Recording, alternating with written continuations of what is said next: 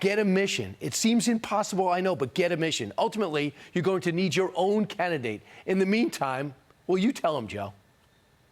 You might not like the way he commands, okay? But let's give him a chance to see if it's successful. Try to make it successful. And when you disagree, do it respectfully and say, Mr. President, I think I know where you're coming for. Could I give you some input?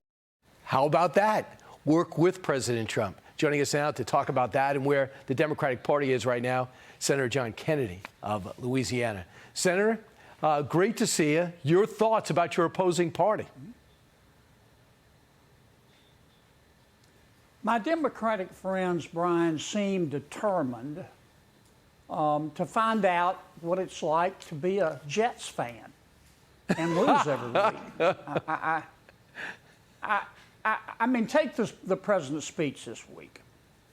Any fair-minded person who watched it would have to conclude that he won the evening. He basically used the Democrats as a chew toy.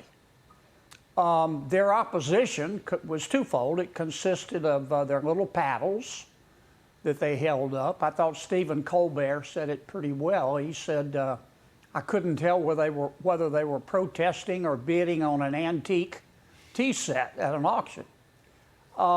Congressman Green's behavior was intriguing. Look, I don't hate the congressman. I don't hate anybody, but his behavior was butthead-like. I mean, it was very unbecoming.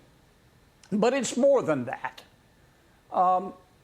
The Democrats are mad at President Trump and Mr. Musk for scrubbing the budget. And Americans scratch their head and go, what's wrong with asking how they're spending our money? The Democrats are mad at people who have found wasted taxpayer money, but they're not mad at the people who are wasting it and have wasted it. And the position of the Democrats, it seems to me, they decided to support the wasteful spending and the bureaucracy over the taxpayer. And I think that's why my Democratic friends are losing right now. I mean, they're almost making it too easy for Donald Trump and your party by taking 80-20 issues and being on the 20% side. Also, when it comes to DOGE, most of the country is in support of what Elon Musk is doing. In Washington, you would think that he is the devil. Now, this week, a change. President Trump says, now that I have my cabinet secretaries in place, I want DOGE backing up, making recommendation, and let the secretaries actually do the job of thinning out the herd and meet every 2 weeks. Can you bring me behind the scenes? What led to that change?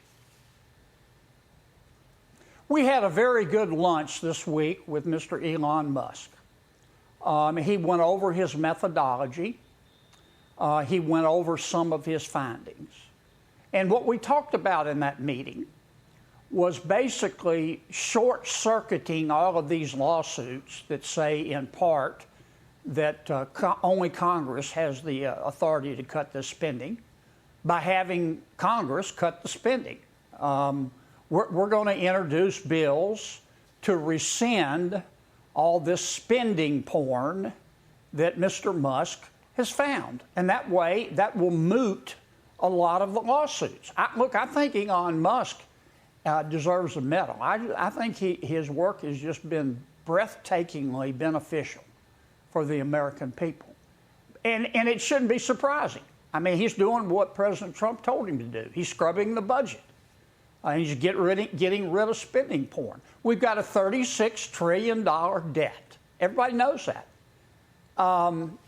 When you have a $36 trillion debt, you do something about it. I mean, when you have hypothermia, you don't strip naked and run in the snow. Right. And the Democrats, they just want to keep spending. The Democrats' favorite form of spending is more. So, Senator, a lot of people are focusing on President Trump and immigration, a lot of success, and trying to bring peace to Ukraine and Middle East. I got it. You know the two stories that are percolating underneath are he's reining in the federal workforce, number one, and number two, he's trying to bring jobs and manufacturing back to America and reconfigure our whole economy where it was trending since the 1980s. Those are two subtle stories that might be bigger than the first two. And they all lead to one other story. and that's President Trump is going to get these high prices down. Because of all the issues we've talked about, not a single one is more important than inflation and high prices. Because when moms and dads lie down to sleep at night and can't, high prices are one of the things they're worried about.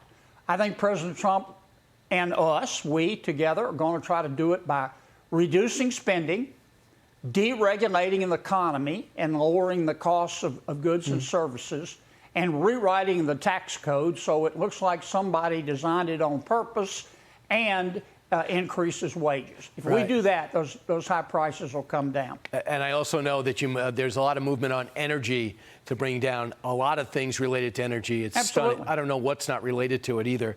And you know that in Louisiana. Senator John Kennedy, always great. Thank you, sir. Thank you, Bob.